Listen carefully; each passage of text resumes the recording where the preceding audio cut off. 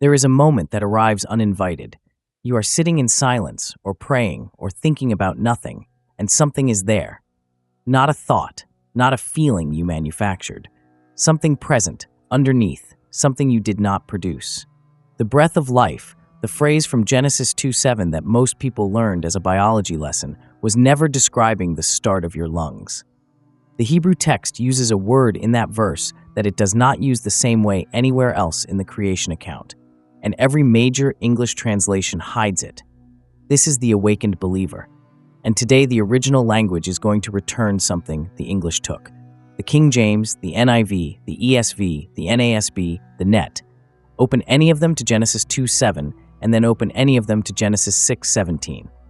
Both verses will say breath of life, the same three English words, but in the Hebrew, those two verses use two entirely different words.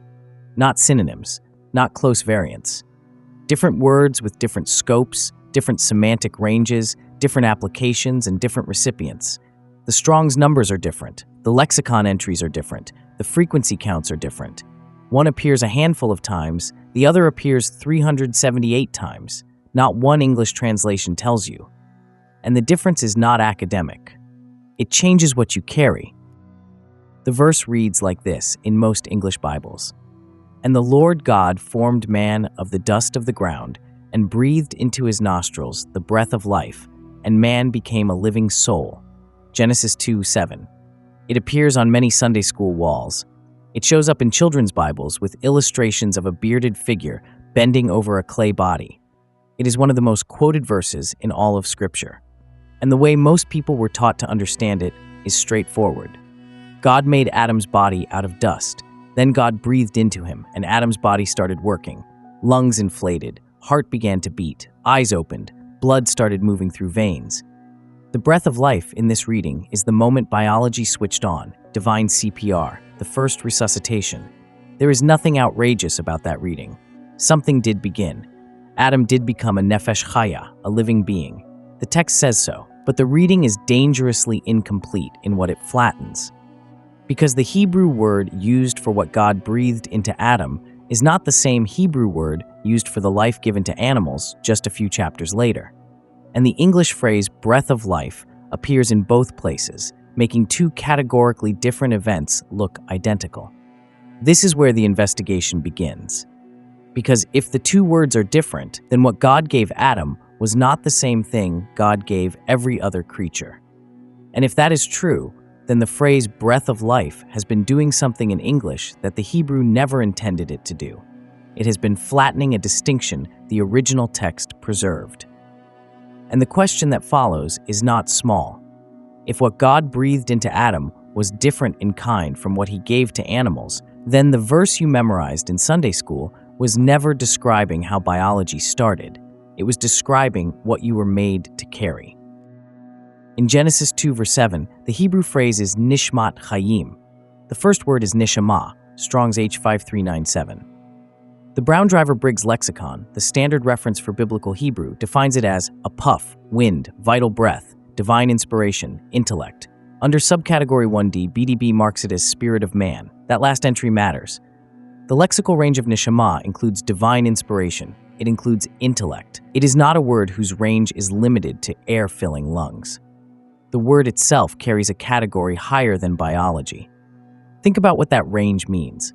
When the Hebrew authors had a word that simply meant wind or air, they had ruach. When they needed a word for the life force that animates every creature, they had ruach. But when the text describes what God breathed into Adam's nostrils, it reaches for a different word, a word whose range extends to divine inspiration and the intellectual spirit of the human. The text itself is making a selection. It is choosing precision over generality, and the English erased the selection. Now open Genesis 6:17. God is speaking about the flood. The Hebrew phrase there is ruach chayim, ruach, Strong's H7307. This is the broader word. It appears 378 times across the Hebrew Bible. It means wind, it means breath, it means mind, it means spirit. It is the word used for the Spirit of God hovering over the waters in Genesis 1:2. It is the word used for the wind that blew across the earth, and it is the word used for the life force shared among animals. Genesis 6:17, ruach chayim. Genesis 7:15, ruach hayim. Animals enter the ark carrying the ruach hayim, the general life force. Genesis 2:7, nishmat hayim, what God breathed directly into Adam. Two different Hebrew words, two different semantic ranges, two different recipients, and one English phrase covers both as if they were the same. The Net Bible, in its own translation footnote on Genesis 2:7, notes that the phrase nishmat hayim appears with certainty only here, in this single verse. The passages about animals use ruach hayim instead. The translators who wrote the footnote knew the distinction existed. The footnote documents it clearly, but the translation printed above the footnote still reads breath of life in both places. The information is there. The correction never reached the text. So the question is no longer whether the distinction exists. It does. It is in the lexicon. It is in the concordance. It is in the Net Bible's own footnotes. The question is what the distinction means for the person reading the verse. Because if Neshamah is not ruach, then what God exhaled into Adam was not the same shared life force given to every creature on the planet. It was something else, something specific, something that belongs to a different category entirely. And the English never lets you see it. The verb matters as much as the noun. In Genesis 2:7, the Hebrew word for what God did is vayyipach, from the root nafach, Strong's H5301. The lexicon meaning is precise: to puff, to blow hard, to inflate, to blow breath into something. This is not how God creates in most of the chapter. He speaks the stars into existence. He commands the seas to gather to one place. He calls the vegetation to spring from the ground. Most of the creative acts in Genesis 1 are verbal, commands, decrees, but here in this single verse, the verb changes. Vayyipach bapav. He puffed into his nostrils. The preposition is bapav, into his face, into his nose. This is proximity. This is physical contact. This is the face of God turned toward the face of a lifeless body made of dust, close enough to breathe directly into the nostrils. There is no distance in this verb. Scholars have noted the onomatopoeia in the Hebrew, vayyipach.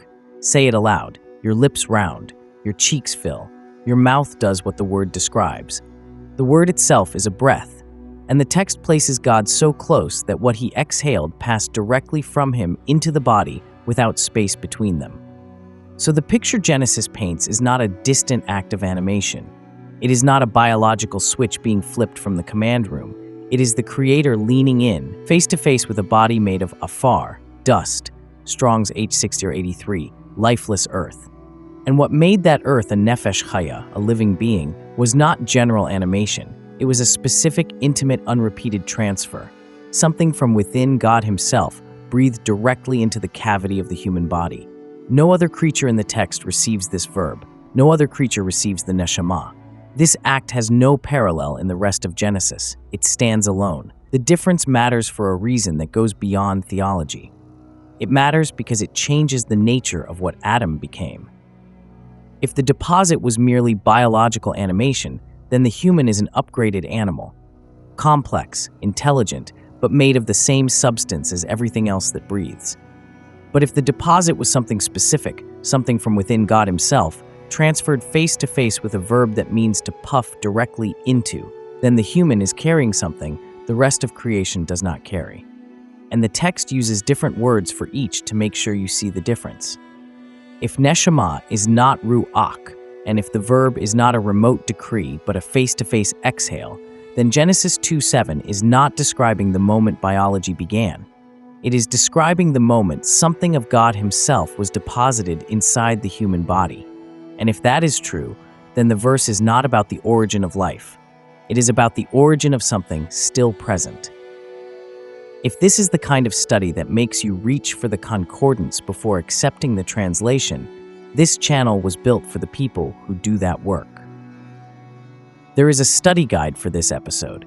It contains the full Hebrew breakdown, the Strong's references, and the cross-references we are walking through today. It is available through the Watchman tier. You can join using the Join button directly below this video. Everything there funds the next investigation. There's a verse in Proverbs that uses the same word, and it changes what the word means for the person carrying it. Proverbs 20:27. In the Hebrew, it reads, Nishmat Adam ner Yahweh, Hofes kol hadre baten. The Neshamah of the human is the lamp of Yahweh, searching all the innermost rooms of the belly. The KJV translates it as, the spirit of man is the candle of the Lord, searching all the inward parts of the belly. Most readers pass over this verse, spirit of man, candle of the Lord. It sounds like a description of conscience, moral intuition, the ability to tell right from wrong, a general inner light. But the Hebrew is doing something far more specific than the English allows. The word is nishmat, the same root, H5397, the breath that God exhaled face to face into Adam in Genesis 2:7. Proverbs does not use a different word, it uses the same one, and it calls that Neshamah ner Yahweh, not a lamp from Yahweh, not a lamp that Yahweh gave to humans. The grammar places the ownership with Yahweh. This is Yahweh's lamp. The possessive belongs to him, and that lamp is operating inside the person. Consider what the verse is claiming. The breath God deposited in Genesis 2:7, the specific Neshamah that was exhaled face to face into the first human body, did not stop functioning after Adam took his first breath. It is not described as a past event with a completed result. Proverbs identifies it as an ongoing operation, a lamp belonging to Yahweh, still turned on, still searching, still inside. The verb is kofes. It is an active participle. In Hebrew, that form marks ongoing action in the present, searching, not once searched, not will search, searching, now. The Neshamah deposited in Genesis 2:7, according to this Proverbs text, is still active inside the person, still functioning, still illuminating interior space, not dormant, not historical, present. The lamp was never extinguished, you just stopped looking for it in the right place. This is not a metaphor about moral instinct. This is the Hebrew Bible connecting a deposit from Genesis to a function in Proverbs using the same word, the same root, and a present tense verb. The Neshamah that God breathed into the human at creation is, according to this text, still doing its work. Yahweh's own instrument, still operating inside the person, searching the innermost rooms. Not symbolic, not figurative, active. There is an objection that surfaces when this distinction is raised, and it deserves a direct answer. Genesis 7:22 uses the phrase nishmat ruach shayim, all in whose nostrils was the breath of the spirit of life. This verse refers to every creature that perished in the flood, animals and humans together. So the objection is straightforward. If Neshamah appears in a verse about animals, then the distinction between Neshamah and ruach collapses. They are the same thing after all. But look at the phrase carefully, nishmat ruach shayim. It is a triple compound, 3 words, plus ruach plus shayim. This is not the same construction as Genesis 2:7, which uses nishmat shayim alone, 2 words, no ruach in the middle. The compound in Genesis 7:22 binds Neshamah to ruach, attaching it to the broader life force word in a combined phrase that does not appear in the creation of Adam. T.C. Mitchell, writing in the journal Vetus Testamentum in 1961, examined this exact question. His lexical analysis raised the possibility that Neshamah used independently, without ruach attached, may not be applied to animals anywhere in the Hebrew Bible. The Genesis 7:22 compound is the closest counterexample. Mitchell treated it as debated, not as settled proof against the distinction. The pattern holds under scrutiny. Animals receive ruach chayim. Adam receives nishmat chayim. Genesis 7:22 uses a bound compound that includes both words together, applied broadly in a flood narrative about death, not about creation. The simple, unbound Neshamah, the one that God exhaled face to face into Adam's nostrils with the verb vayyipach, remains specific to the human creation account. What this means is that the strongest objection to the Neshamah distinction actually reinforces it. The one time something resembling Neshamah appears near animals, the text binds it to ruach in a compound phrase, as if to say, this is the general life force version, not the unbound deposit from Genesis 2:7. The Hebrew is being more careful than the English ever was. So the verse you memorized was never telling you how your body started. The Hebrew has been saying something else. And there is a verse in Proverbs that proves the deposit is still there. So here's what the Hebrew has been saying all along. In Genesis 2:7, God did not switch on a biological machine. He leaned in, face to face, and exhaled something from within himself directly into the nostrils of a body made of dust.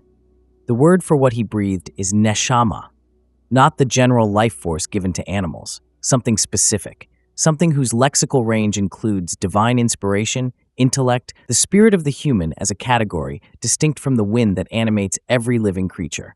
And Proverbs 20:27 names what that deposit became, Ner Yahweh, Yahweh's lamp. Not a metaphor for conscience, not a symbol for moral awareness, a functioning instrument of inner illumination belonging to Yahweh, placed inside the human, still searching the innermost rooms in the present tense. That moment you recognized at the beginning of this video. The one that arrives uninvited, in silence, in prayer, in the gap between thoughts, the presence underneath the noise, the awareness you did not manufacture and could not explain. The Hebrew has a word for it, Neshamah, Yahweh's own exhale, still doing what it was designed to do. You did not acquire it through obedience. You did not earn it through suffering. You did not find it through effort. It was there before the first effort, before the first obedience, before anything you did or failed to do. The text says it was breathed in before Adam opened his eyes, and Proverbs says it is still functioning. The failure was never that it was missing. The failure was looking for it in every place except the one where it was put. The search was never about acquiring something absent. It was about recognizing something installed. Before the first prayer, before the first sermon, before the first act of devotion, the breath had already been given. The lamp was already lit. The thing you spent years looking for outside was placed inside before you were handed to the world. This week, when that presence surfaces, and it will, do not dismiss it. Do not explain it away as a feeling or call it imagination. Name it, Neshamah, Yahweh's lamp.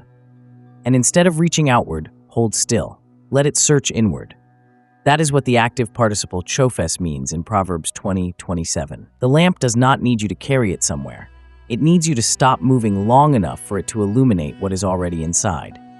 You do not need a method for this. You do not need a program. You need a moment of stillness and one Hebrew word, Neshamah. Try it once this week, in the quiet, and notice what is already there when you stop trying to produce it. The breath never left.